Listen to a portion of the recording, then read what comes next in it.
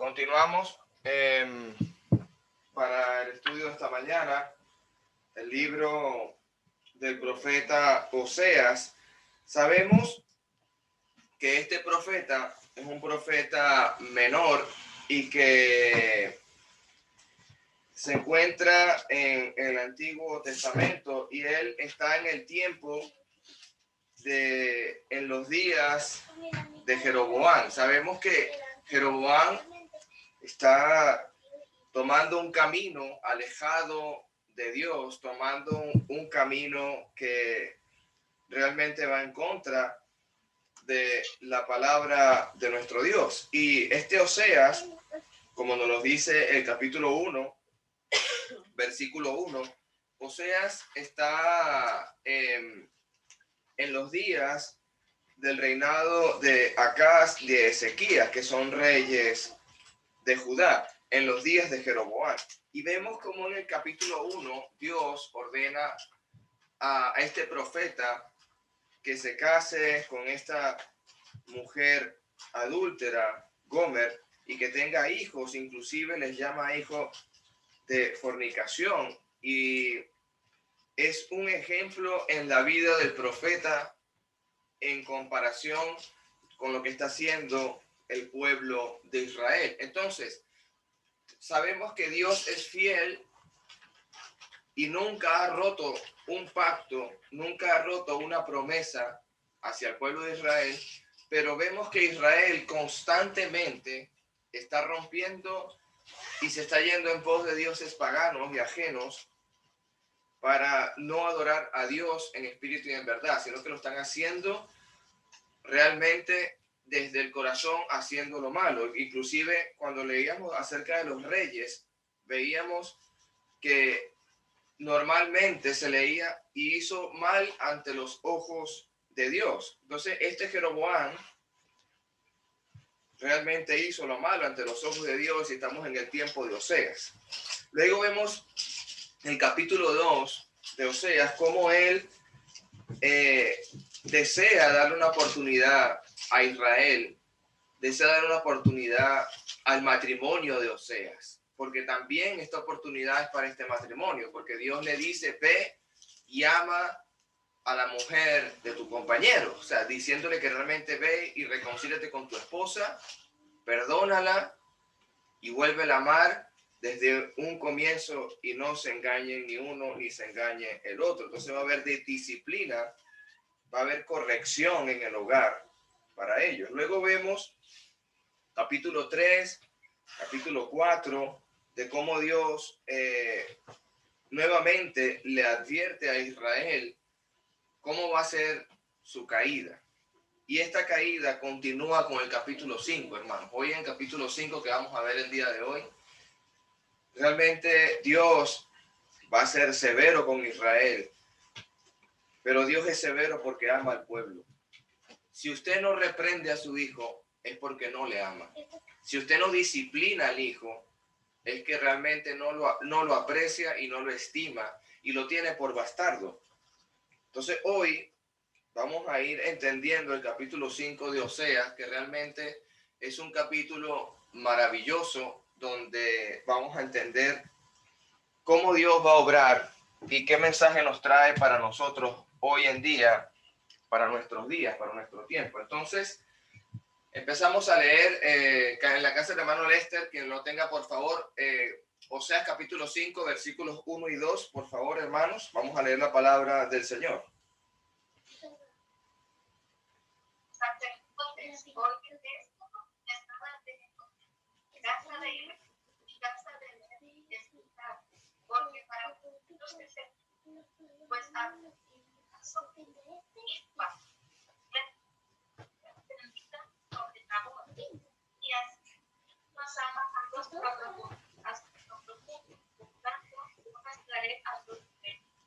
Amén, hermano. Entonces, Dios se está dirigiendo especialmente a los líderes de Israel. Sacerdotes, oigan esto: estar atentos a la casa de Israel y a la casa del rey. Escuchar, o sea, el mensaje está dirigido a los profetas, a los sacerdotes, a los líderes del pueblo de Israel. En este caso, Dios, quiero que entiendas esto, en el Antiguo Testamento, siempre Dios se va a dirigir a los líderes y de los líderes le van a llevar el mensaje al pueblo de Dios. En ningún momento en la palabra tú vas a ver que Dios va a hablarle al pueblo y no va a hablarle a los líderes que Él tiene en esta creación. Entonces, me hizo acordar mucho en el libro del profeta Ageo.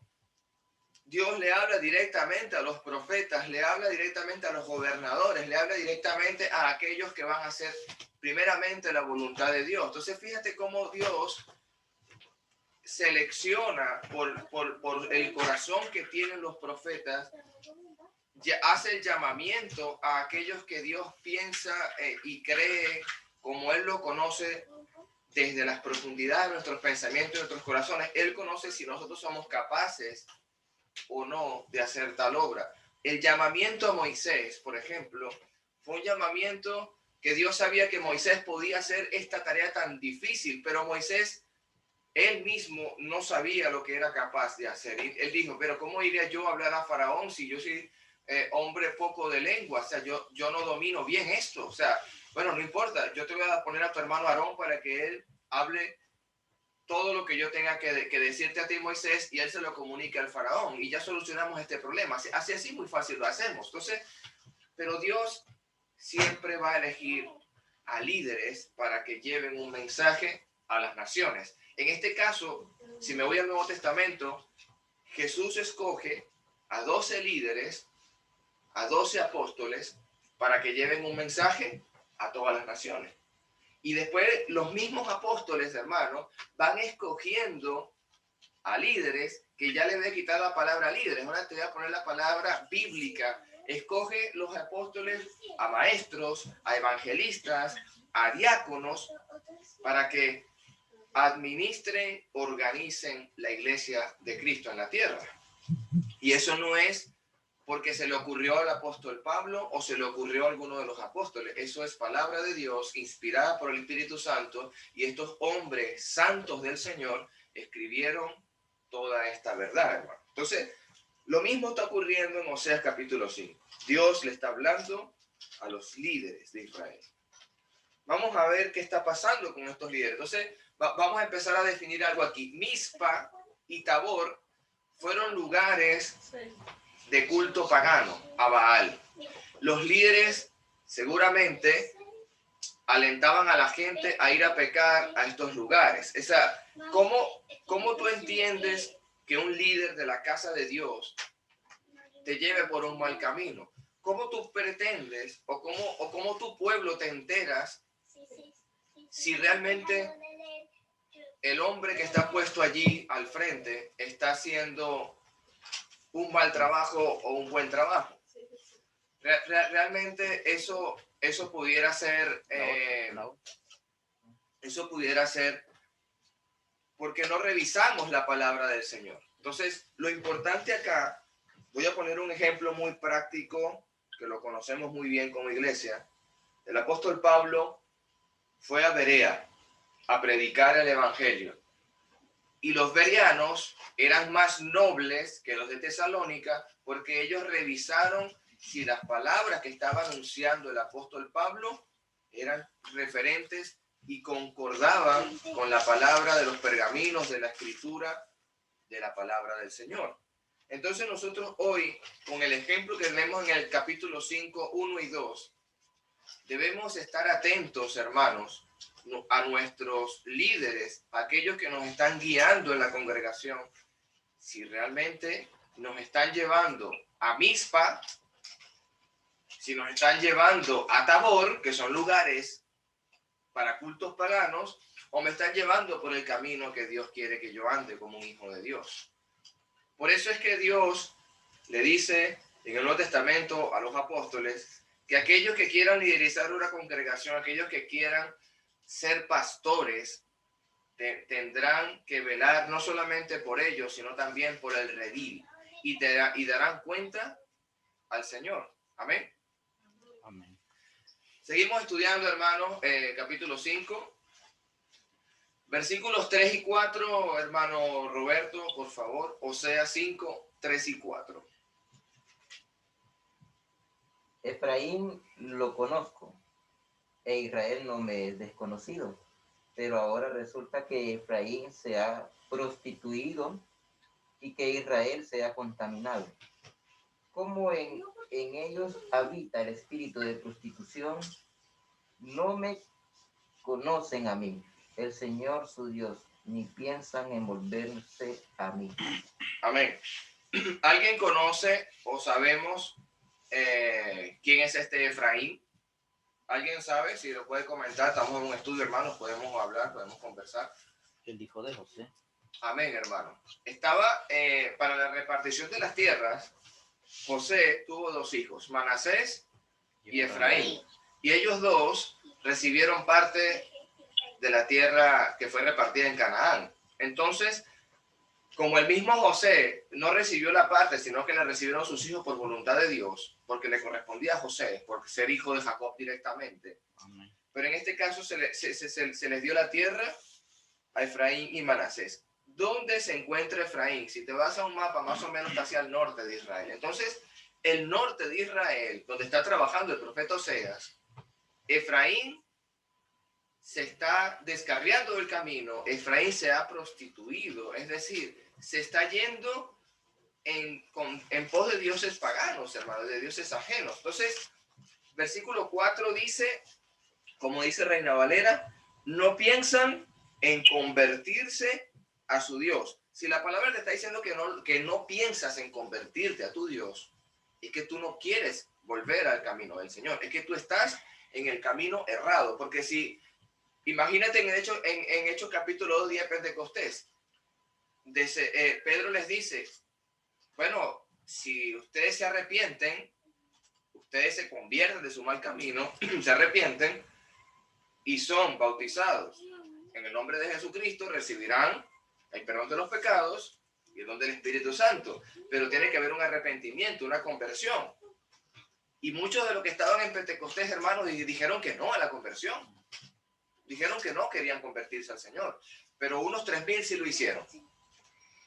Ahora, en el caso de Oseas, la tribu de Efraín, este pueblo de Israel, no desea convertirse al Señor. No quiere. En este momento no desea hacerlo. Y Efraín, te has prostituido y te has contaminado. El pecado, ¿qué hace en nuestros corazones? Nos endurece, hermano. El pecado endurece nuestro corazón. El pecado hace que yo, incluso, la primera vez que tuve que cometer un pecado, voy a hablar en forma de parábola. Yo la primera vez que tuve que mentir, se me fue difícil, pero la segunda vez que tuve que mentir, realmente me fue un poco más fácil. Ya la tercera se me hizo costumbre y a la cuarta es parte de mí y de los cuales aún creo que me creo hasta mis mentiras. Entonces, estamos hablando de que el pecado va endureciendo el corazón hasta que tú no tengas temor alguno a cometerlo, a que no tengas ningún problema en volver a pisar esas aguas contaminadas. O sea, el tema del pecado es grave cuando tú no deseas convertirte al Señor. Dios te hunde, sí, hermano Jorge. Bueno, igual el pecado nos aleja de Dios, Sí. nos separa. Entonces, Sí. cuando se hace una vez y luego la segunda vez es más fácil, es por eso, porque ya estás un poco alejado de Dios. Entonces, sí, es más fácil seguir cometiendo el pecado porque prácticamente Dios se está dejando a un lado. Y ese es el problema. Entonces, entre más cerca estamos de Dios, entonces menos vamos a pensar en pecar, ¿verdad? Entonces, sí, es delicado eso porque nos separa de Dios, y estar separado de Dios, entonces no es conveniente para... Así es. Para y dice el Nuevo Testamento que el que peca deliberadamente viene una horrenda expectación de Amén. Juicio y hervor de fuego que ha de devorar a todos esos adversarios. Si tú estás pecando, te conviertes en un adversario de Dios. Pero si tú lees el contexto de quién contra nosotros, somos más que vencedores. Si tú piensas que Cristo es el Todopoderoso, porque lo es, porque es el Hijo de Dios, y con Él nadie puede, si tú cometes pecado, te conviertes en un adversario de Cristo. Entonces, si tú sabes que con Cristo no puedes luchar, ¿se acuerdan de este hombre que se puso en pie delante de Pablo encadenado y dijo, déjalos a estas personas que se hacen llamar los del camino. No sé que nos encontremos luchando contra Dios. Es difícil, hermano, el tema del pecado cuando tú no piensas convertirte a Dios. Esto es un ejemplo maravilloso. Versículo 5 al versículo 10, hermano. Por favor, hermana Gaby o Yubi, si están por aquí, si pueden leerlo. La soberbia de Israel te desmentirá en su cara. Israel y Efraín tropezarán en su pecado, y Judá tropezará con ellos. Con sus ovejas y con sus vacas andarán buscando a Jehová, y no le hallarán, se apartó de ellos. Contra Jehová prevaricaron, porque han engendrado hijos extraños. Ahora, en solo un mes serán consumidos ellos y sus heredades. Tocad bocina en Gabá, trompeta en Ramá, sonar alarma en Bet-Aven. Tiembla, oh Benjamín. Efraín será asolado en el día del castigo. En las tribus de Israel hice conocer la verdad. Los príncipes de Judá fueron como los que traspasan los linderos. Derramaré sobre ellos como agua mi ira. Amén. Vamos a empezar a desglosar un poco lo que está pasando aquí. La palabra que me resalta a mí en este contexto de lo que está haciendo Efraín, lo que está haciendo Judá, que se están apartando, lo que está haciendo Israel, que se están yendo en lugares donde no tienen que estar. ¿Se acuerdan que la vez pasada estábamos definiendo qué significaba Bet-Aven, qué significaban esas palabras, que significan realmente cultos paganos? Entonces, el tema es ahora la prevaricación. Ahora, esa palabra usted tiene que entenderla un poco. Entonces, prevaricar en el sentido bíblico es hacer omisión a la palabra de Dios. La palabra prevaricar, el concepto es hacer omisión, hacer caso omiso a lo que la palabra de Dios está diciendo. Ahora, dice Oseas 5:7, contra Jehová prevaricaron. O sea, yo decidí estar en contra y olvidarme de lo que es la palabra de lo que está diciendo a través de los profetas, y yo quiero olvidarme de todos sus mandatos. Han engendrado hijos extraños. ¿Sabe qué pasa? Dios les dice, no te mezcles, no vayas con pueblos paganos, porque eso lo dice la ley de Moisés. ¿Y ellos qué están haciendo? Lo que ellos desean en su corazón. Ahora es un solo mes y ahora en un solo mes serán consumidos y ellos y sus heredades. Entonces Dios, cuando habla que en un solo mes serán consumidos, yo pienso que deberíamos de tener un poco de temor aquí en la palabra. Porque no está hablando que en los posteros días serán consumidos. O luego vendrán sobre ellos aflicciones, dejando el tiempo como un poquito abierto allí. No está diciendo que en un mes serán consumidos, hermano. Es difícil la palabra del Señor en este momento. El juicio que está haciendo Dios, el castigo que está haciendo Dios en este pasaje por la prevaricación, por irse en pos de dioses paganos, por apartar mi corazón de Dios. Es difícil esta palabra. El verso 20... 3:20 de Jeremías, vamos a entenderlo, lo tengo aquí un momento. Jeremías 3:20 dice, pero como la esposa infiel a su compañero, así prevaricaste contra mí, oh casa de Israel, dice Jehová. ¿Tú quieres un ejemplo de lo que está hablando Dios en el libro de Oseas? Jeremías lo describe perfectamente. Jeremías 3:20, vuelvo y lo digo, pero como la esposa infiel abandona a su compañero, así has prevaricado contra mí, oh casa de Israel, dice Jehová. Cuando dice la palabra, versículo 7 de capítulo 5 de Oseas, contra Jehová prevaricaron, esa esposa infiel abandonó a su compañero. Esa esposa que es Israel abandonó a su esposo que es Jehová de los ejércitos. Es el tema que está hablando Dios desde el primer capítulo de Oseas. Como Gomer le fue infiel a Oseas, Israel me ha sido infiel a mí. Tal cual, hermano. Los hijos que vienen a continuación son hijos de fornicación. Versículo 10 de capítulo 5 dice, los príncipes de Judá fueron como lo que traspasan los linderos. Derramaré sobre ellos como agua mi ira. Deuteronomio capítulo 27, versículo 17. Escuchen esta ley, hermano. Maldito el que redujere el límite de su prójimo, y dirá todo el pueblo amén. está desaprobado por Dios totalmente el que reduzca el límite del prójimo, el límite de las tierras, el límite de las heredades. Luego Deuteronomio capítulo 19, verso 14, dice, en la heredad que poseas en la tierra, que Jehová tu Dios te da, no reducirás así los límites de la propiedad de tu prójimo, que fijaron los antiguos.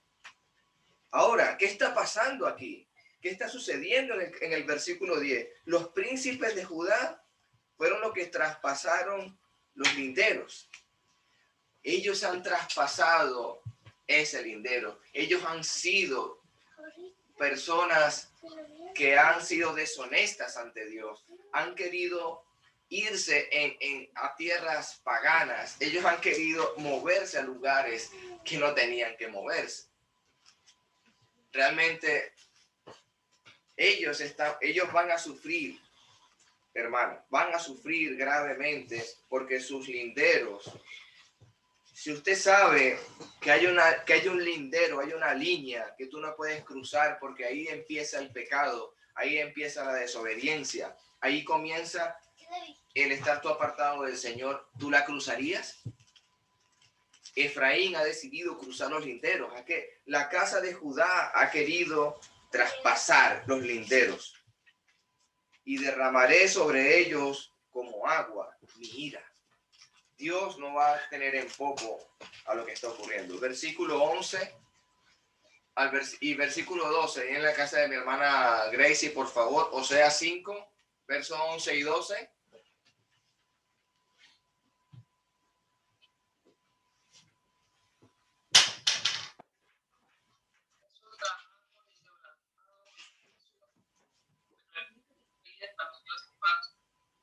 Por esto yo seré para Efraín como la polilla y para la casa de Judá seré como...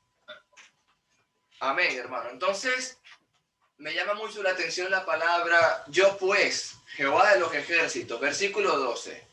Yo pues seré como la polilla a Efraín y como córcoma a la casa de Judá. El libro de Job, capítulo 13, verso 28, mira cómo Job habla. Y mi cuerpo se va gastando como de córcoma, porque la córcoma lo que hace es gastarte, consumirte, y sus vestidos están roídos por la polilla. Estamos hablando que la polilla en este caso y la córcoma en este caso, el versículo 12, hacen daño, desgastan, van consumiendo el vestido, van royendo, van moliendo este vestido.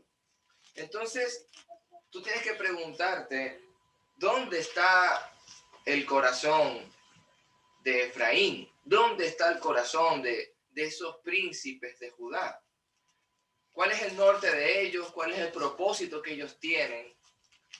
¿A quién va dirigida la atención de ellos? Su tiempo, ¿en dónde está presente Dios? Porque buscan recompensa ellos ¿de quién? ¿De parte de Dios o de parte de los hombres? Hay un texto que vamos a estar estudiando que me llama mucho la atención porque si esa polilla y esa cúrcuma corrompen tanto, Jesucristo la toma como una parábola muy hermosa en cuanto a yo a hacerme tesoros en el cielo. Y él dice, no hagáis tesoros en la tierra. Mateo capítulo 6, verso 19. No hagáis tesoros en la tierra donde la polilla y el hollín corrompen. ¿En dónde está el tesoro de Efraín y de los príncipes de Judá? En la tierra, hermano. Ellos quieren hacer tesoros en la tierra. Porque Dios le está diciendo, yo voy a ser como la polilla, yo voy a ser como la córcoma. Lo que hagan no va a prosperar.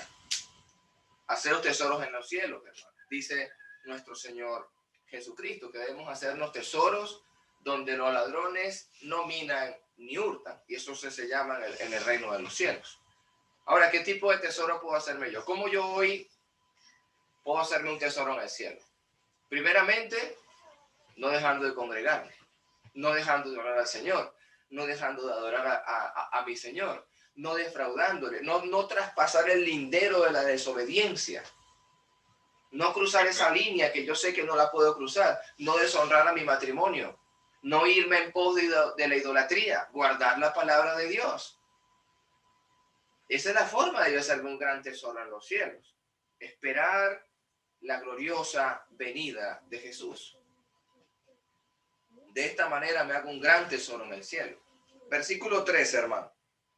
Dice, y vendrá Efraín su enfermedad, y verá Efraín su enfermedad, y Judá su llaga.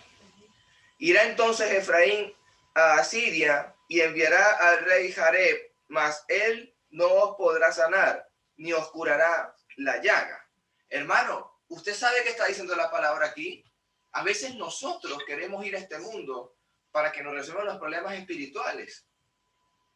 Yo tengo un problema matrimonial con mi esposa, por ejemplo, y yo me voy a ir a un terapeuta, a un psicólogo del mundo para que me dé un consejo del mundo. ¿Sabes qué me va a decir el psicólogo del mundo? Si yo tengo problemas con mi esposa, si yo no me la llevo bien con mi esposa, si los caracteres nuestros están realmente difíciles por problemas de economía, por problemas con los niños, por problemas con la habitación, por problemas lo que sea, el psicólogo del mundo me va a decir, mejor divórciate.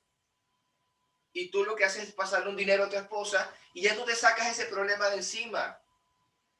Ahora, si yo me voy a un predicador o un anciano de la iglesia de Cristo, hermano, tengo un problema con mi esposa, económico, con los niños, no hay lo que hacer, ¿cómo hacemos? Bueno, hermano, primero vamos a empezar a orar y vamos a ver cuáles son los problemas y vamos a resolverlos, porque usted no puede abandonar a su mujer, usted no puede separarse de su esposa, porque Dios no ha roto ningún pacto matrimonial. Lo que unió Dios no lo puede separar el hombre. Acabo de poner un caso matrimonial. Ahora, Efraín y Judá están yendo al rey Jareb para que él los cure, para que él los sane. ¿Qué está pasando con el pueblo de Israel? Quieren que los paganos les resuelvan sus problemas espirituales. En este caso, Israel desea buscar el consejo en el necio, desea buscar consejo en el que no tiene sabiduría de lo alto, desea buscar ayuda en el mundo, buscar ayuda en un rey que no hace la voluntad de Dios. Segunda de Reyes, capítulo 15, hermano. Vamos a ver lo que pasó. Eso está allí. Segunda de Reyes, capítulo 15, verso 19. Vamos a leerlo. Dice, del 17, perdón, hermano. Segunda de Reyes 15, del 17 en adelante. En el año 39 del reinado de Azarías, rey de Judá, estamos hablando que es el tiempo de Oseas, Manaén, hijo de Gadí, ascendió al trono de Israel y reinó en Samaria 10 años. Pero hizo lo que ofende al Señor. Ya entendemos quién es este rey. Hizo lo que ofende al Señor. Pues durante toda su vida jamás se apartó de los pecados con que Jeroboam, donde estamos en los días de Jeroboam está Oseas, donde que Jeroboam, hijo de Natán, hizo pecar a Israel. Vamos a ver en qué hizo pecar a Israel.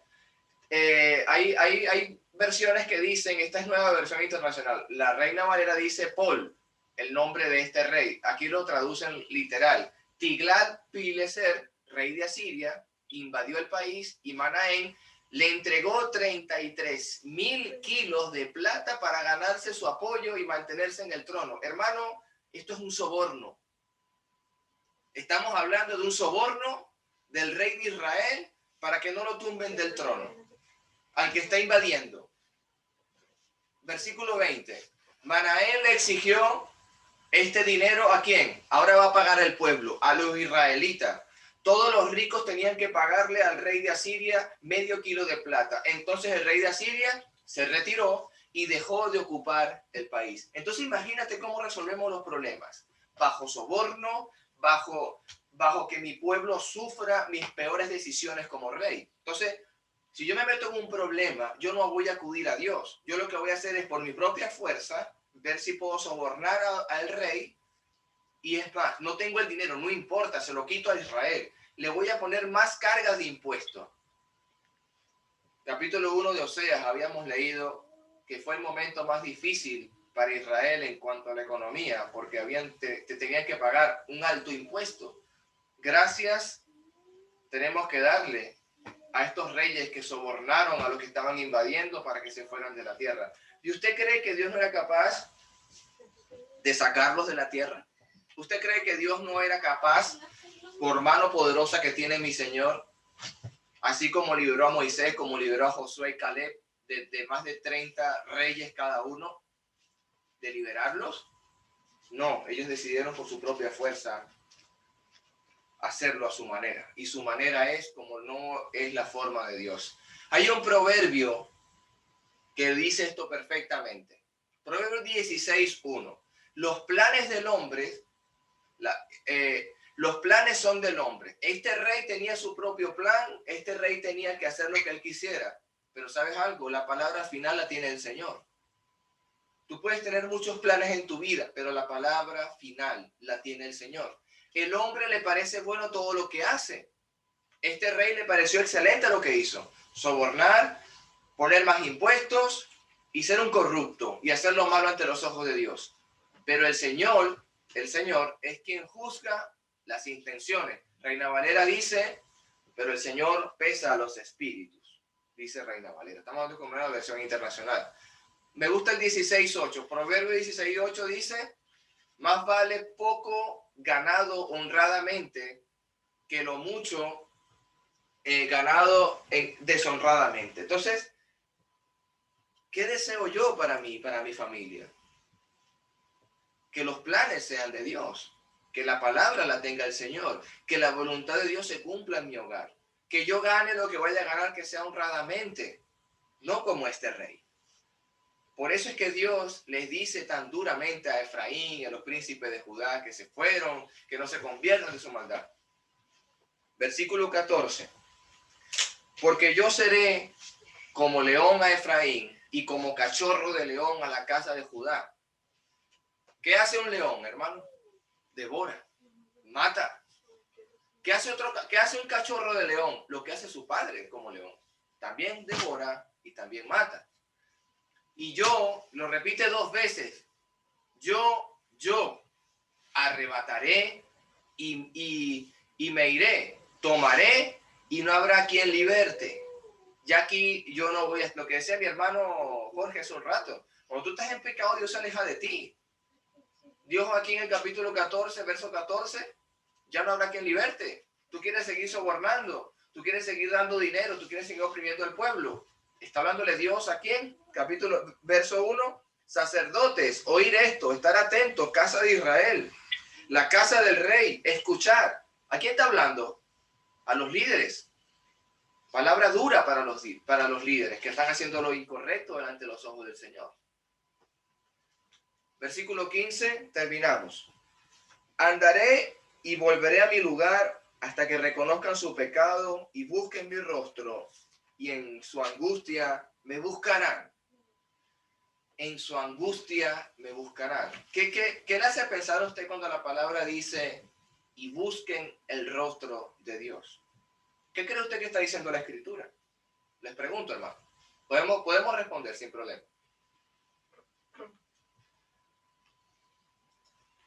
Bueno, es volverse a Dios, hermano. Yo creo que la gente que está extraviada, Dios está llamando, ¿verdad? Buscar el rostro, reconocer nuestro pecado, reconocer nuestros errores, que no andamos conforme a los preceptos de Así Dios. es. Y nos está invitando a volver, a buscar su rostro. Así es, hermano. Inclusive el apóstol Pablo, en el libro de Romanos, él cita el Salmo 14. Usted lee el libro de Romanos y Pablo está citando el Salmo 14. Y Salmo 14, versículo 1, nueva versión internacional, estoy usando NBI. Dice el necio en su corazón que no hay Dios. No hay Dios. Están corrompidos, sus obras son detestables. No hay uno solo que haga lo bueno. Desde el cielo el Señor contempla a los mortales para ver si hay alguien que sea sensato y busque a Dios. Fíjate cómo termina Dios en Oseas 5:15. Vamos a ver si busca mi rostro, aunque sea en la angustia, que busque mi rostro. una persona en agonía, enferma, una persona necesitada, oprimida, una persona que está entre la espada y la pared, como decimos los venezolanos, quizás allí busque mi rostro, aunque sea la desesperación. Pero será que todos los momentos son buenos para buscar a Dios, pero ¿sabes qué es mejor buscar a Dios? En tu juventud, antes que vengan los días malos y los años que te harán lamentar, como predicaba mi hermano Roberto. Entonces tenemos que entender, hermano, que buscar a Dios es como dice el Salmo 14. Dios está contemplando la tierra, a nosotros, a los mortales, a ver si hay algo que sea sensato y que busquen a Dios. Porque todos se han descarriado y se han corrompido y no hay nadie quien haga lo bueno. No hay uno solo, dice el Salmo David, que eso lo citó nuestro apóstol Pedro allí. Quiero finalizar con una cita de Isaías. Isaías 55, versículo 6 dice: buscar a Jehová mientras pueda ser hallado, llamarle en tanto que está cercano. Los impíos no quieren llamar a Dios, el inicuo no llama a Dios. Los pensamientos de mi Dios no son los pensamientos que tiene mi corazón. El camino que yo quiero transitar no es el camino que Dios me quiere mostrar. Tengo que dejarme guiar por Dios. Tengo que dejarme hacer la voluntad de Dios en mi vida. Así como los pensamientos de Dios son tan altos como los cielos, los míos son muy bajos, hermano. Mi sabiduría es como un trapo de inmundicia delante de la sabiduría de mi Dios. Léase el Salmo 55, Isaías 55, capítulo 55 de Isaías. Creo que es un libro maravilloso, el libro de Isaías. Léalo en casa, Isaías 55, y reflexionemos en este pasaje. Así hemos terminado, hermanos, el libro de Oseas capítulo 5. No busquemos a Dios cuando sea tarde, hermano. Busquemos a Dios hoy, siempre en nuestras vidas. Que no haya en nosotros ese querer cruzar los linderos. No crucemos el lindero, hermano. Sirvamos a Dios en temor y temblor. Busquemos a Dios, busquemos su rostro, como lo vamos a hacer en nuestros días y en el resto de nuestros días. El Señor les bendiga, hermanos, y que Dios bendiga su palabra, hermanos. Amén. Amén.